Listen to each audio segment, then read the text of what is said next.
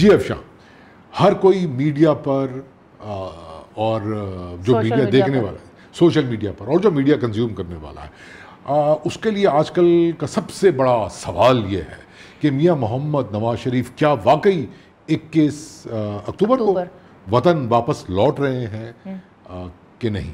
लेकिन मेरे ख्याल में ये सवाल अहम नहीं है। जो सवाल अहम है वो ये है कि मियां नवाज शरीफ साहब वतन वापस क्यों लौट रहे हैं, क्यों, कब नहीं, क्यों इज इंपॉर्टेंट।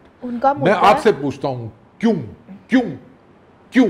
उनका मुल्क है काशिफ, 3 दफा वो यहाँ वजीर आजम रहे हैं, तो वो क्यों ना वापस आए। उनका सारा स्टेक जो है वो यहाँ पर है, वो यहाँ क्यों ना वापस आए।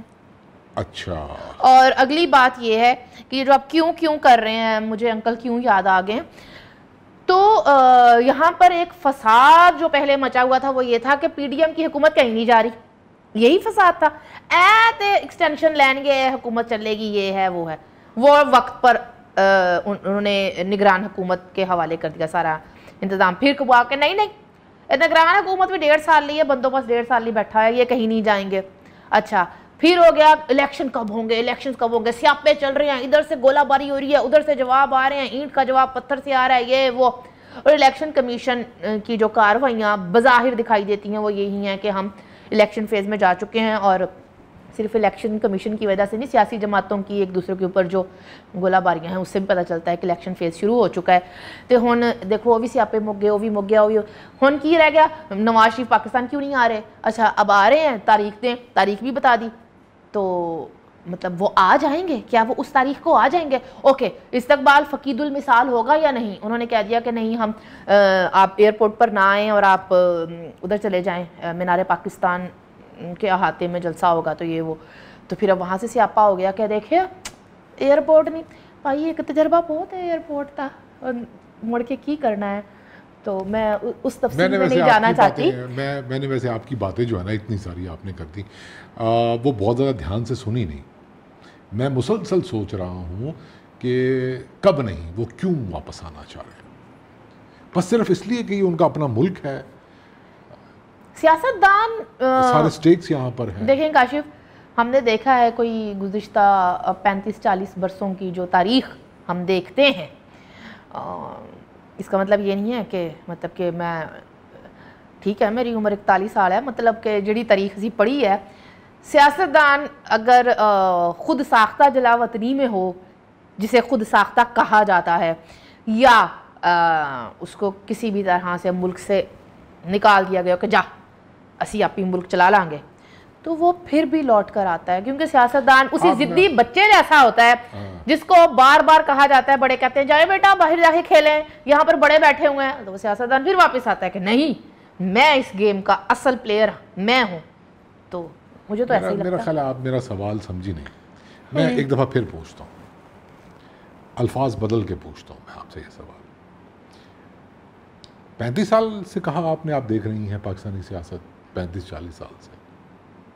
हाँ, मैं तो जमांदरों ही देख रही हूँ। लास्ट 20-25 सालों में जो पैटर्न है, देखिए मैं एक मार्शल लॉ में पैदा हुई थी, और दूसरे मार्शल लॉ में मैंने स्कूल, इनफैक्ट कॉलेज लाइफ अपनी गुजारी। यही मैं सवाल भी मेरा ये था। मैं आपसे पूछना चाह रहा हूँ कि वो ठीक चला रहे हैं मुल्क को, क्या गड़बड़ है। मार्शल लॉ में भी मतलब ज़ियाउल हक का ज़बरदस्त मार्शल लॉ था, नई नई क्लासेस बनी, उन्होंने 11 साल हुकूमत की, मुल्क बिल्कुल ठीक चलाया, गवर्नेंस ज़बरदस्त की। अच्छा। वो चले गए और फिर क्या शुरू हो गया, फिर मुशर्रफ आ गया, उसने भी ठीक चलाया। 11 साल चलाया,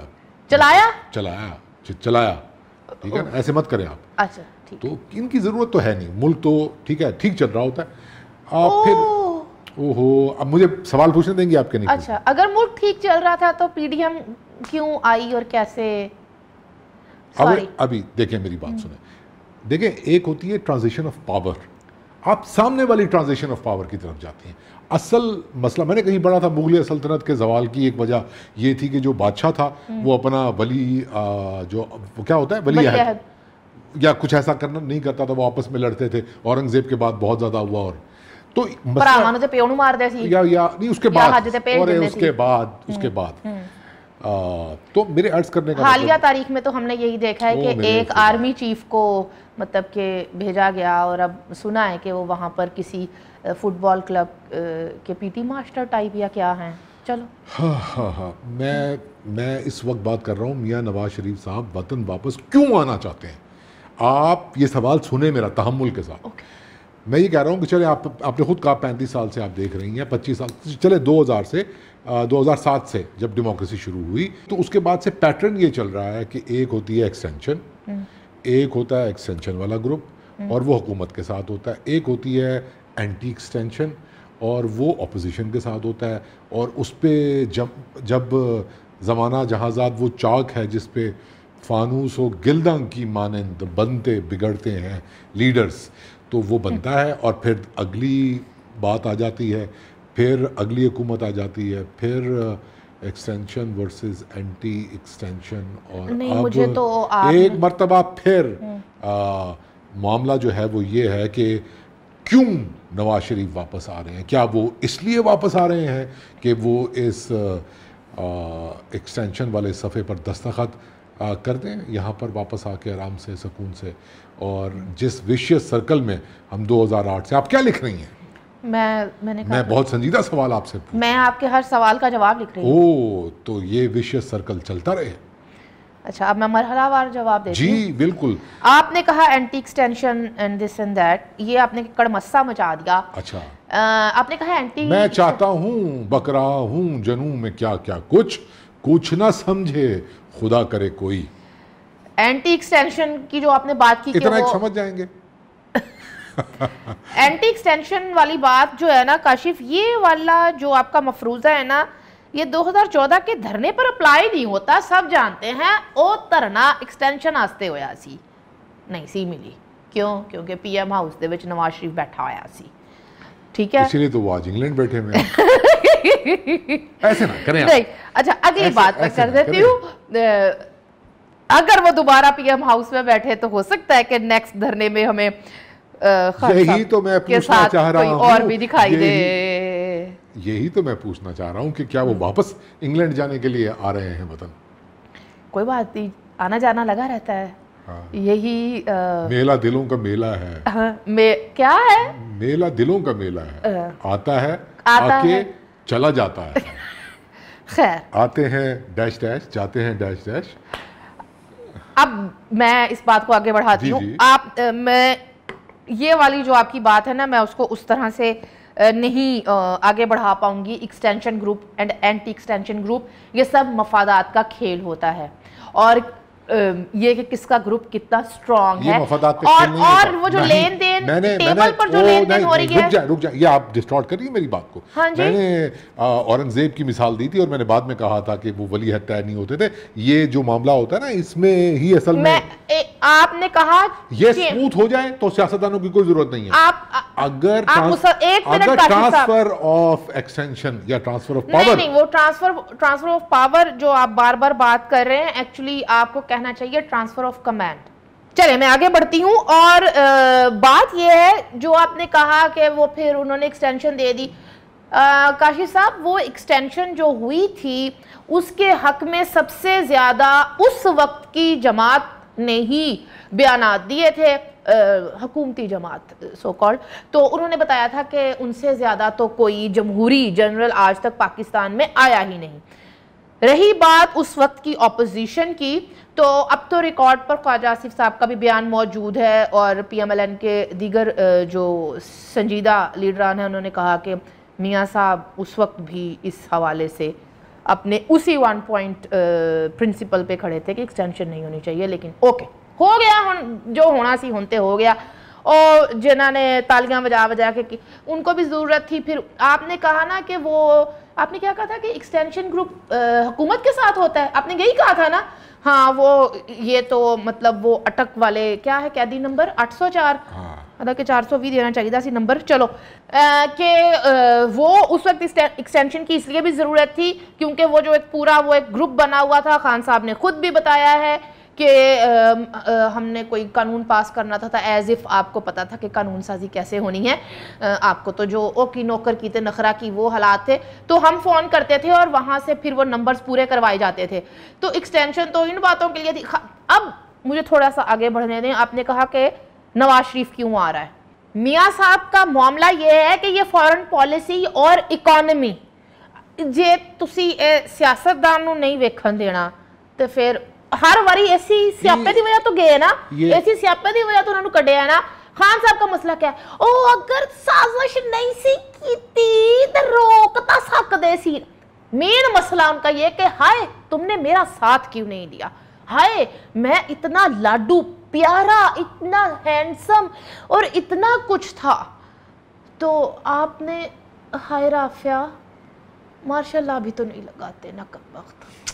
देखिए, जिसको आप कहती हैं ना कि सियासतदान का काम है और सियासतदान सब कुछ कर सकता है, मेरा ख्याल है गवर्नेंस किसका काम है? पिछले ना मेरा हमें वो दिन भी याद हैं जब 63 रुपए लीटर पेट्रोल था ना, तो ये कहा जाता था, चलो 63 भी छड़ दो, 70-75 भी कह दिया ना, तो फिर भी हुंदा सी कि इकॉनमी बुरी नहीं है तो अच्छी भी नहीं है।